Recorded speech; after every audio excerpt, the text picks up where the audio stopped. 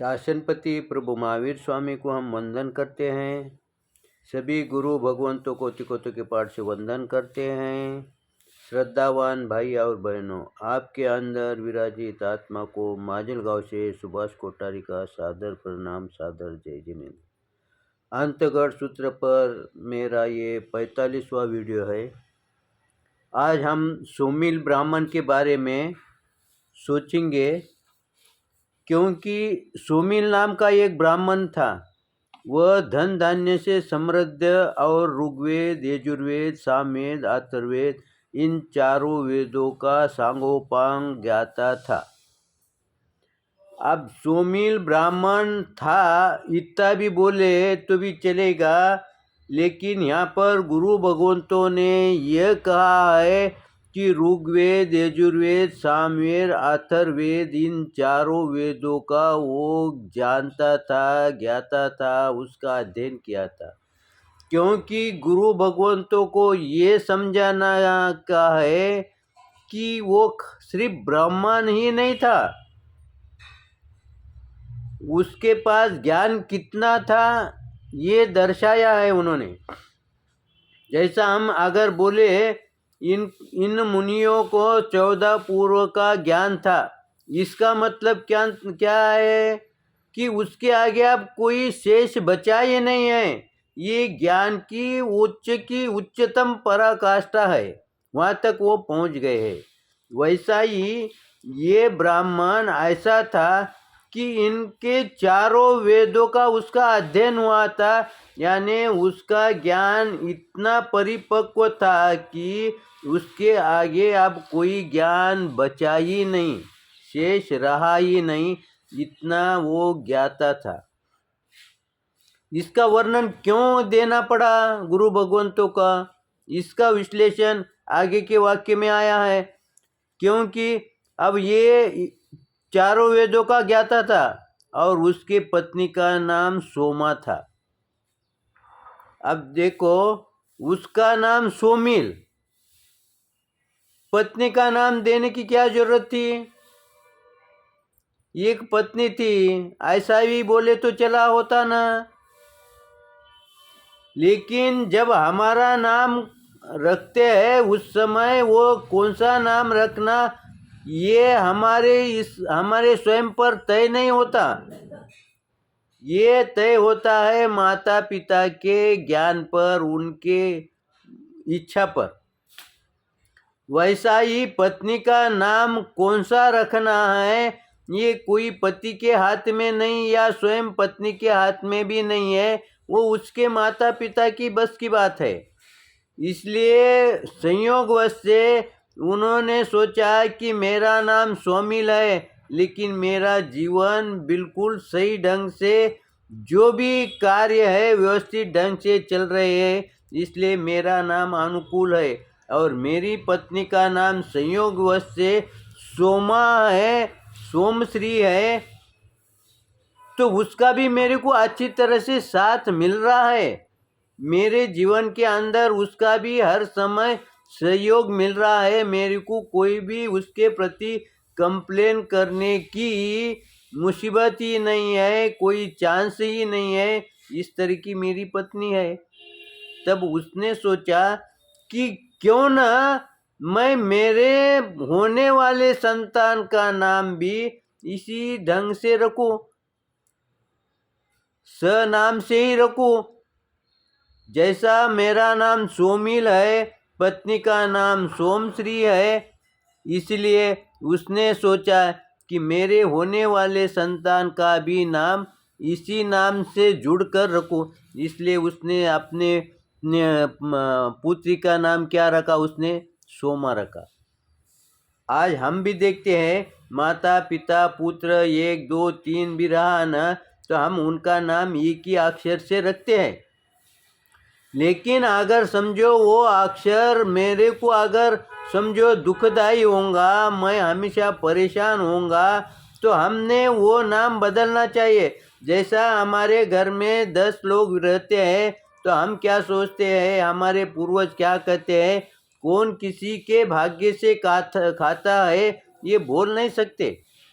क्योंकि सबका जो भविष्य है अलग अलग है, सबका नाम अलग अलग है, इसलिए उन्होंने कहते थे कि कौन किसके पुण्य से खाता है ये बोला नहीं जा सकता है। लेकिन यहाँ पर ये जो ब्राह्मण है इसने सोचा है कि मेरा नाम भी मेरे को लाभकारी है, पत्नी का नाम भी उससे लाभकारी है, और मेरे को भी लाभकारी है, उसको भी लाभकारी है। इसका मतलब अपने होने वाले संतान का नाम भी अपन इसी अक्षर से रखेंगे। इसलिए उन्होंने सोमा नाम से रखा ताकि हमारे घर में शांति बने रहे।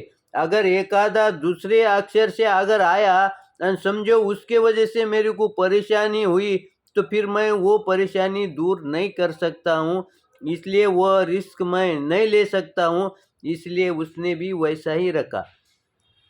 तो यहाँ पर कथा ये कहती है कि ये जो ब्राह्मण है ये कैसा था, पूरे ज्ञान की कोई इसमें कमी नहीं थी। जैसा हम बोलते हैं ना, 64 कला महिला में होना और 72 कला पुरुषों में होना। अब उतनी कला होने के पश्चात किसी बात की कमी है क्या? वैसा ही ये जो ब्राह्मण था इसको ज्ञान में कोई प्रकार की कमी नहीं थी, और वो धन संपन्न भी था, और पांचों इंद्रियां भी उसकी संपन्न थी। यहाँ पर उसको कोई ये बात की कमी है ऐसा कोई भी उसके पास कमी नहीं थी। ऐसा ही ये परिवार का वर्णन उन्होंने किया है। अब उसका वर्णन हमारे को और थोड़ा आगे ध्यान में आएगा कि गुरु भगवंतों ने उसकी ये खासियत क्यों बताई है।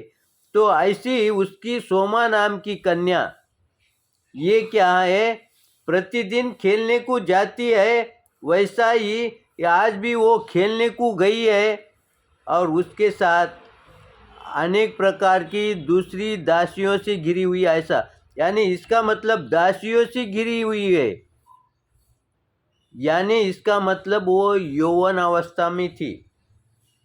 अगर समझो वो अगर 5-10 साल के अंदर की रही होती तो कन्याओं के साथ ऐसा शब्द आया होता। यहाँ पर दासियों के साथ इसका मतलब वो पूरी परिपक्व उम्र में थी, यानी 20-22 वर्ष के आसपास रही होंगी, ऐसी ये उम्र का उन्होंने यहाँ पर संदेश दिया है। ऐसा ही उन्होंने क्या कहा कि दासियों, यानी इसका मतलब क्या, वो घर की संपन्न थी और उसके सेवा में कितनी थी, अनेक दासियां थी। ऐसा ही वह सोमा नाम की कन्या अपने दासियों को साथ में लेकर वो एक ग्राउंड पर आ गई और गेंद के साथ खेलने के लिए। अब देखो यहाँ पर थोड़ा चिंतन करेंगे तो ये दासियों के साथ यानी कम से कम 20-22, 18-20 वर्ष की होंगी, 15 से आगे और 20 के आसपास की उम्र होंगी, तब वो खेलने को आई। इसका मतलब उस समय के बच्चे शादी हुए तक ग्राउंड पर खेलने को जाते थे। आज कैसा हो गया, हमारा जो पूरा भी खेल है ना वो एक रूम के अंदर बंद हो गया, और फिर हम क्या कहते हैं, मेरा शरीर यहाँ दर्द देता है, वहाँ दर्द देता है। हम शरीर से काम लिए क्या? हम कभी भी शरीर से काम लेने को वंचित हो जाते हैं। हम शरीर से काम लेने के लिए हम उसको टालते हैं, वो काम को टालते हैं। थोड़ा भी शारीरिक काम सामने अगर दिखा तो हम क्या सोचते हैं, वो काम दूसरे पर सौंपे। लेकिन उस समय वैसा नहीं था कि जो भी शारीरिक काम होगा ना वो करने की स्फूर्ति मिलती थी, प्रेरणा मिलती थी, क्योंकि उसका शरीर कैसा था, तंदुरुस्त था। आज हम काम नहीं करते इसलिए हमारा शरीर हमेशा बीमार ही रहता है।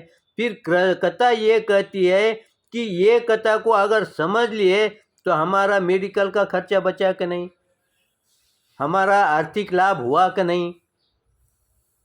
तो ये सूत्र जहाँ जहाँ पर भी है ना वहाँ पर हमारे को सहायता ही देता है, और उसके बाद वो सोमा किसके साथ खेल रही है? वो गेंद लेके आई है। अब वो सोमा यानी एक कन्या है, वो गुड़िया के साथ खेलना ना, गेंद के साथ क्यों खेल रही है? कोई गुड़िया लेके आना, कोई लेडीज का खेल लेके आना, ये बात हम समझ सकते हैं, लेकिन गेंद ये पुरुषों की निशानी है, पुरुषों का खेलने का एक वो माध्यम है। फिर ये सोमा गेंद लेके क्यों आई, इस पर हम चिंतन करेंगे। आप भी चिंतन ये करें कि सोमा गेंद लेके क्यों ग्राउंड पर आई है, गुड़िया लेके आना चाहिए था ना। इसका चिंतन आप भी करेंगे, इसका विश्लेषण हम कल करेंगे। मेरे अंदर कुछ गलत आया हो तो आप क्षमा करेंगे, और मेरा वीडियो अगर अच्छा लगा तो लाइक करेंगे, शेयर करेंगे। इसी आशा के साथ मैं पूर्ण विराम लेता हूँ। ओम शांति।